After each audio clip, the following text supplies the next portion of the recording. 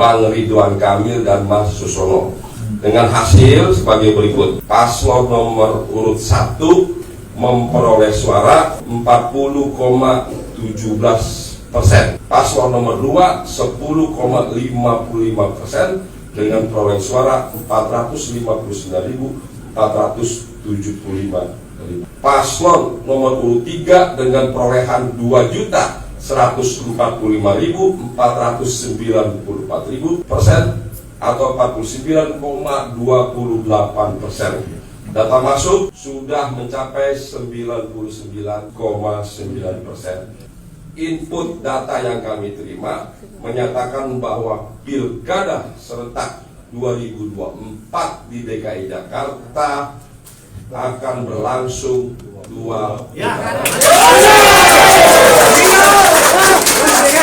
Untuk itu kami